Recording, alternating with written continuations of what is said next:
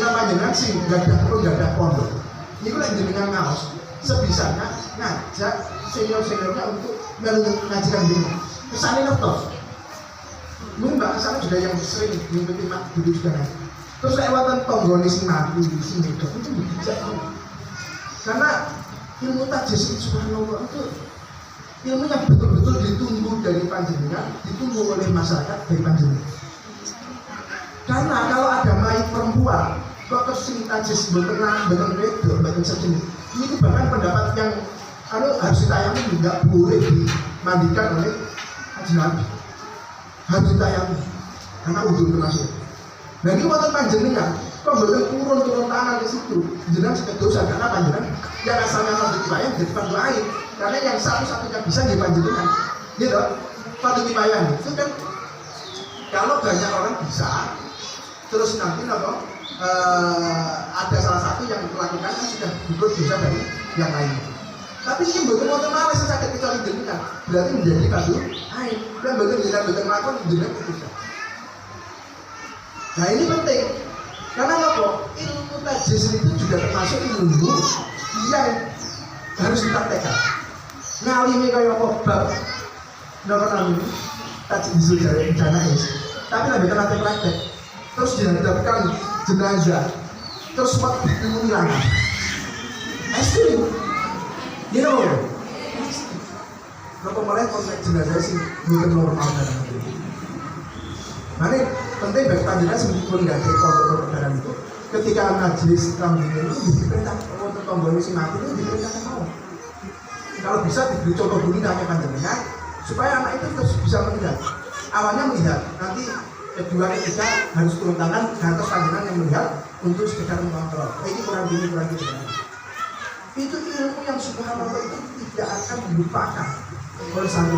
Sehingga nanti ketika dia pulang ke rumah, dia tanda cetok. Ketika ada jenazah itu supaya dimawon dia akan minta jasa. Ini praktek-praktek yang panjenengan harus betul-betul khususnya perempuan itu belum lagi nanti masalah ilmu kewanitaan dan sebagainya. Ini panjenengan jangan tunggu bola, sampai harus menjemput bola kerjasama dengan SD. Ini harus di level SD, jangan di level SMP. Kenapa? Sekarang itu sudah banyak anak kelas 6 sudah balik gitu. Jangan saya paling baliknya kelas 3 sama yang 3 SMP baru balik. Saat ini belum tamat SD aja sudah balik. Kelas 4 itu sudah balik. Terus bener, umur sama harus balik itu. Ya karena ini setontongan dan macam-macam yang sudah gak karu-karuan. Sehingga akhirnya menjadikan tumbuh sudah faktor makanan dan macam-macam. Akhirnya mereka itu umur 9, umur 10 itu sudah balik. Semestinya ketika sebelum balik itu dia sudah tahu, punya prepare persiapan, tahu untuk membedakan mana darah head dan mana darah istihara. Yang kalau itu dibedakan dari warna itu tidak akan bisa dibedakan kodok-kodok apa. Tapi hukumnya kan bertolak belakang. Kalau yang head itu nanti haram untuk sholat, tapi kalau istihara wajib sholat. Jadi kan nggak tahu itu kan nggak akan bisa membedakan. Kalau hanya mengandalkan warna, umpamanya kodok lain. Dan ini kewajiban saya jenengan yang punya kompetensi ke situ. Nggak cukup mengandalkan guru agama yang ada di SD itu mencetak SD. Kalau nanti di sekolah favorit SMP di favorit negeri. Ini gue modal pesantren dan desa-desa namanya pesantren Ramadan. Letak di sekolah-sekolah namanya pesantren Ramadan. Ini gue pesantren kilat di mana? Masih lagi pesantren kilat, ya pesantren Ramadan atau pesantren kilat. Ini gue setelah penyampaian dari teman-teman member itu menyampaikan teori-teori pada pas normal ini praktek ini gue hampir 70-80% wudhunya nggak sah. Nah pada anak SMP ini tuh kewajiban sholat tuh balik rata-rata balik ini gue nggak sah. Karena ini nggak sah sholatnya gimana mau sah? Gimana nggak sah dong wudhu itu belum sampai situ. Jadi alasan selinting rambut ini yang dibasuh sangat. Ini berat, terus lo tanya perang guru agamanya gimana? Lo guru agamanya lo privatan gitu, astagfirullahaladzim. Dulu zamannya Mbak Asana, zamannya Mbak Iswar kan PDA untuk yang memang menjuruskan ini untuk guru agama itu rasanya betul. Kadang itu dia pindah kuliah keagamaan itu kalau nggak ditompo yang ditompo jurusan negeri itu akhirnya ganti seker ke jurusan keagamaan. Bukan punya modal agama sama sekali. Terus universitas sekolah tinggi, terjadi swasta. Yang swasta itu sekarang di perkuliahan sekarang di swasta itu jarang sekali yang seleksinya itu ketat. Kenapa? Karena dia butuh mahasiswa-mahasiswi. Karena kehidupan lembaga pendidikan tinggi ini tergantung atas banyak sedikitnya kalau siswinya itu mahasiswa atau mahasiswa yang itu tadi. Sehingga akhirnya tes awal itu sangat dipermudah. Sehingga tidak jarang kami sendiri mencoba dapat amanah untuk hidup bantu diterima. Itu banyak sekali anak yang tidak punya basic pesantren belasan. Sehingga dia nggak paham ini tentang membedakan itu tadi yang bahasa-bahasa itu tadi dikeluarkan. Dia ambil jurusan syariat, ambil jurusan tarbiyah, yang akhirnya nanti dia mengajar ke agama, nggak punya modal, Ini kan prihatin. Makanya kenapa akhirnya Lirboyo khususnya untuk Indo saat ini itu akhirnya mau menerima Matal itu ya termasuk datanya. Dan kenapa tidak ada regulasi dari pemerintah yang mengharuskan memasukkan kurikulum eksak. Sebenarnya tawaran ini sudah ada mulai tahun 90-an sekian. Ada ini dari pemerintah asal mau memasukkan 3 kurikulum, matematik, bahasa Inggris dan bahasa Indonesia. Nanti seluruh operasional dan gaji guru itu akan dipenuhi oleh pemerintah. Akhirnya Mas Lirboyo musyawarah dengan segala kebijaksanaannya, beliau mempertahankan. Iki warisannya nggak sepi. Terus rasa berubah-ubah. Lek belum mendanai yo dunia seperti ini, belum kita usah Lirboyo belum saat ini kita sudah mandi. Aku itu akhirnya nggak jadi. Ini itu tidak menggiurkan para masyarakat. Lirboyo tetap mempertahankan identitasnya.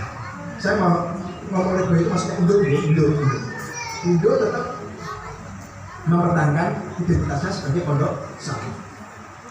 Sampai akhirnya datang tahun 2000 sekian ini akhirnya ada pengakuan dari pemerintah tanpa ada campur tangan intervensi dari pemerintah untuk merubah kurikulum. Akhirnya kita terima. Awalnya magang dulu, termasuk Mutabiat, HMI, yang itu juga muadar, PPTI itu muadar itu disetarakan ijazahnya. Terus yang terakhir akhirnya di MHM itu diberi SK untuk menyelenggarakan Mahat Ali. Mahat Ali ini akhirnya juga tidak terlalu banyak merubah kurikulum, hanya saja yang dulu asalnya aliyah dijadikan Mahat Ali ditambah 1 tahun untuk skripsi. Kalau di Lirboyo berarti menjadi Hitman KKN, kalau nanti wajib Hitman. Kenapa? Ya karena sebenarnya untuk menjadi guru agama di level TK, level SD, level SMP, bahkan level SMA, tamatan Lirboyo Sanawiyah itu sudah cukup satu. Sanawiyah itu satu kan satu kan Sanawiyah. Nah, cukup. Kenapa tidak? Aja kuliah itu yang jadi materi oke, itu satu boleh. Makanya ketika matematiknya sangat cukup. Hanya saja karena kita terbentur dengan legalitas ijazah itu mau, akhirnya kita nggak bisa berkiprah di situ, nggak bisa berkiprah. Dengan eman yang mestinya itu bisa kita kita datangi, kita ayahi, kita handle, hanya gara-gara masalah ijazah itu kita nggak bisa masuk. Akhirnya musyawarah dan kata saya akhirnya diterima Natal itu tadi untuk memudahkan santri ini melebarkan sayap dakwahnya tidak hanya ke desa-desa tetapi juga bisa masuk ke instansi. Karena yang saya masih banyak juga orang yang berpandangan bahwa pesantren itu marginal, pesantren itu berbelakang karena tidak ada embel-embel benar itu tadi. Terutama di daerah luar Jawa. Saya sebetulnya luar Jawa itu tamat tahun Lirboyo, tapi diambil gelar pendiri embel-embel di Padang Silama. kecuali kalau betul-betul kriminal ampuh dan tujuan maksud itu tadi yang dikatakan itu jelas. Tapi kalau nggak bisa, omongan itu tidak bisa, tidak punya. Nah, akhirnya sekarang kita tidak boleh itu punya kita dan untuk pondok unit putri mohon sabar. Solusinya akhirnya esensi, gitu, esensi yang hari Jumat Mawon. Jadi ketika dia menjadi pengurus, maka untuk hari Jumatnya diperkenankan untuk ikut kuliah selama 3 tahun. Setelah itu ya tamat wisuda. Alhamdulillah. Jadi ketika dia pernah 3 sampai 4 tahun, nanti keluar dari sana sudah S1. Itu kuliahnya cuma hari Jumat. Nah kalau mau beliau gimana? Tetap bisa melanjutkan dari rumah nanti Jumat datang. Nanti Jumat datang. Kalau bisa tiap Jumat, kalau nggak bisa ya sebulan sekali tiap Jumat datang ini gitu. Itu untuk laki-laki untuk memudahkan panjenengan supaya bisa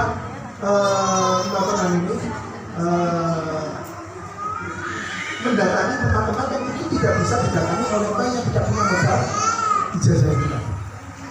Padahal saya ilmuwan panjenengan sudah laki-laki. Itu akhirnya beliau membuka diri untuk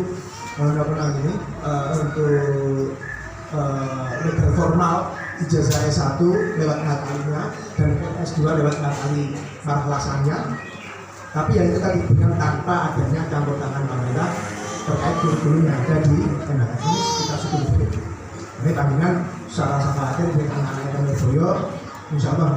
Dan belum lagi nanti ada program, sebentar lagi akan ada program cashless. Ini akan kita realisasikan 1 sampai 2 tahun berikutnya.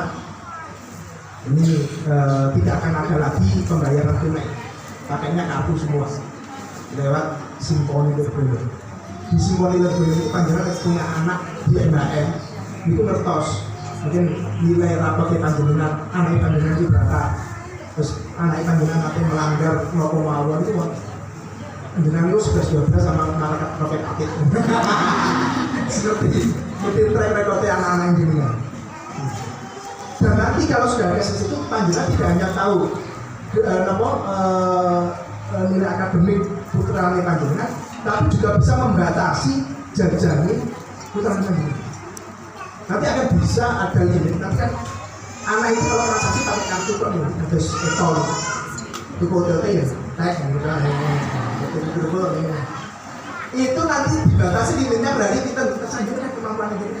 Kalau anak berenjak boros pakai ini berarti cuma 10.000. Selain makan ya, selain kalau makan nanti jajannya kok 10.000 atau 15.000. Kalau sehari dia sudah menghabiskan, dia sudah nggak bisa jajan lagi. Nggak bisa. Enak toh? Tapi jangan sakit badan. Soalnya kadang-kadang tahu apnya ini lewat minggu, namanya mungkin tidur. Tapi lebih sakit kepala benar nih. Seusia-usia ini masih belum terlambat untuk belajar. Pokoknya jangan sakit kesukaan gitu, sakit apa? Lunjol online Shopee gitu. Insya Allah sakit, ini dan insya Allah sakit. Simulasi pun sing kadung sepuluh-sepuluh desa-desa itu, apalagi kan daerahnya sebetulnya sakit apa? Terkoneksi dengan internet, dan itu sih mungkin nanti kita akan kerjasama dengan Dinasal, di mana yang ini mungkin dayari tentang Dinasal setempat itu, dayari Dinasal setempat mau. Karena kalau langsung dayari itu udah jauh dari, nanti kan kita juga akan rekanan dengan Alfamart, Indomaret, OVO dan macam-macam. Nanti bisa membayar lewat semua platform, ya, entah itu OVO, entah itu Alfamart dan sebagainya, itu bisa bayar lewat situ. Top up-nya bisa lewat situ. Dan ini mungkin jangan ngetos. Anak saya itu wajib itu bayarnya apa saja itu ngetos. Juga nggak bisa di mark up. Mungkin panjangan dulu ada yang bilang, gitu, mesti dibayar cuma 50.000 tapi ngomongin 1.000, ya kan? Berarti sebagian saya kan untuk 50.000 sebagai jajan tambahan. Itu sekarang nggak bisa lah, nggak bisa lah. Ini kejahatan-kejahatan yang pernah dulu jenengan lakukan. Itu tidak akan terulang ke putra-putra jenengan. Misalnya nggak ada kamar, nggak ada kamar. Ini silakan ya, ini sama, tapi yang sebagian unit-unit sampel terlaksana, tapi di Indo memang lebih rumit karena banyak kan kaitannya dengan warung-warung SDM-nya harus mempersiapkan itu semua, gimana bisa membayar cashless dan sebagainya untuk kecepatan dan sebagainya itu sudah butuh. Karena pas yang menjadi repot itu kan pas istirahat. Santri itu di MHM sebanyak pagi ya, yang pagi itu sebanyak hampir 7.000.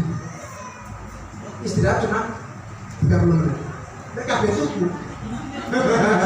Nek kabeh jajan butuh waktu. Itu yang sedang jadi PR. Itu jadi akhirnya makanya mungkin diperbanyak kios-kios untuk bisa menampung. Itu kami menceritakan perkembangan sementara perkembangan yang ada di Surabaya, sepatus Pandangan Metos nanti gimana masa depan kota-kota yang di sana. Dan kembali ke tadi nih perjuangan kita di masyarakat, sekali lagi kita kiblat mawon jembatan masa Tito, jembatan masa yang untuk yang dimana beliau itu sangat luas. Karena untuk berjalan di masyarakat itu tidak cukup dengan fikih syariat, tetapi juga fikih dakwah. Fikih dakwah itu jauh lebih penting. Karena habis menurut saya di daerah Lombok itu ada daerah namanya waktu tidur. Waktu itu kenapa? Karena memang sholat itu sehari cuma 3 kali. Soalnya kenapa? Dia kan biasa ngejak sholat itu betul. Kita memang wajibnya sehari itu 5 kali bang ya. Tapi mau kan kayak dia kan betul ngejak langsung 5 betul. Tapi akhir sih kebetulan habis itu orang sudah pulang dari kerjanya gitu. Terus kan beliau pun istirahat. Ayo sholat maghrib. Kalau harus maghrib harus mulai kita enteng. Ya cuma maghrib lah ditambahi isya. Gitu. Kalau saya mulai enteng, ayolah sebelum memulai aktivitas sholat subuh di sini. Nah, mari subuh ini mati. Si Jawa ini mati. Akhirnya kita warga sini sholat itu cuma duduk ini. Dua rasanya belum ya. Ini kalau ditinjau dari kacamata fakir haram, ngomongnya ini haram. Jadi sholat segini yang kudu menino. Ini apa betul? Tidak ada sholat sehari cuma 1 kali enggak haram. Atau mungkin orang yang minum khamar pemabuk, siapa minum tentu, ayo mandat bro. Tapi bertahap. Yojo, dino biasa nih mendelepen di mau kayak sholat itu ya dikurangi lah. Mendelepen dikurangi. Jadi ucapan-ucapan ini kan sebenarnya nggak perlu. Ini kayak tahlilul haram, menghalalkan perkara yang haram itu sok kufur itu. Dari kacamata fakir kufur. Tapi dalam rangka untuk dalam betul. Simpelnya kita mengatakan bahwa ini sebenarnya wajibnya dia tetap 5, tapi lek dulu iso 5, kayak dimulai dari 1 dulu, sholat maghrib dulu, sholat isya dulu. Atau yang komentar tadi ya semestinya harus 12. Dulu kalau kita lihat sejarah asbabun nuzul itu juga gitu. Untuk pengharaman khamar kita tidak langsung haram kan boleh, tapi ditagih step-step. Diperkenalkan bahwa khamar itu punya manfaat, tapi manfaatnya lebih besar. Terus nanti naik level haram kalau mau menjalankan sholat karena ada kasus nopo wong sholat pas mendem mau coba kuliah yo kasur gak mandek mulai tadi nggak cuma tak betul dalam lambung kan akhirnya diharamkan menjelang nopo sholat. Terus akhirnya diharamkan kapanpun dimanapun. Nah kenapa harus seperti itu? Karena khamr itu saat itu memang menjadi minuman favorit. Lo bisa menjadi minuman favorit, buktikan nanti di surga. Termasuk nomor telaga yang ada itu kan isinya adalah khamr. Itu membuktikan bahwa memang khamr minuman favorit. Jenang lagi seneng-senengnya kalau es dawet langsung diharam nih. Lalu apa buat? Minum. Jangan krono terpaksa gak minum es dawet krono penyakit gula. Ini sih. Nanti kadang-kadang sudah nonton lorong itu terus orang ini malah udah mati, malah udah mati. Ini orang mau boleh sebenarnya gak apa-apa tapi ngomong kata-kata. Itu malah hati ini itu semangat hidupnya lebih kuat. Karena yang menjadikan orang itu bertahan hidup itu termasuk diantaranya adalah semangat hidupnya. Ketika punya semangat hidup kuat, nanti dia juga akan mudah cepat untuk sehat. Itu kan berarti psikologi dari sini. Lo kabel itu gak boleh kita mending mati, kalau punya merawai mati aja, itu sah-sah.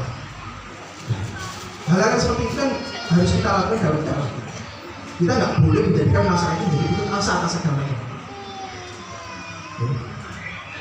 Terus banyaklah cerita-cerita apa? Dan kita sing wong mati wong itu sangat songo nih wong terus waktu yang Nasrani itu aku semacam kalau itu harus terbantu. Orang ditompo ini bisa jadi satu. Misalnya kalau ulama, misalnya oh jisro, kamu merubah diri tobat, hijrah, yang mungkin belum sempat hijrah, mati tengah jalan, akhirnya malaikat berhubungan, antara malaikat penulis amal baik dan amal jelek ini betul-betul harus menghitung. Ini perjalanan dia menuju kebaikan itu apakah sudah lebih jauh atau masih lebih dekat yang jelek, ternyata sudah mendekati kebaikan katanya. Tapi saya pikir nggak usah punya api pun belum berangkat kalau dia sudah betul-betul taubatan nasuha pun sudah cukup menjadikan orang itu menjadi orang yang baik itu. Dengan taubatan nasuha kan simpelnya dari azam, istighfar, azam tidak mengulangi lagi dan ini ikhlas yang menghentikan perbuatannya ada peristiwa perbuatan. Sekali lagi bahwa banyak hal yang tidak cukup dengan teori tetapi harus dipraktekkan. Jadi tidak sakit panjenengan mungkin di masyarakat harus itu mengajak santri-santrinya kalau sudah punya santri atau kalau tidak ini mengajak keluarganya punya adiknya untuk sendiri untuk peduli. Karena kepedulian itu harus dilatih. Kalau buat bermain mati sinapos, cuek, ber-TV, ber-sinetron, ber-akor dan sebagainya salah-salah. Tidak peduli. Nah ini pada masyarakat itu butuh sesuatu. Makanya kenapa Safari Ramadan itu juga ada program wajib Anjang Sana. Anjang Sana itu apa? Silaturahmi.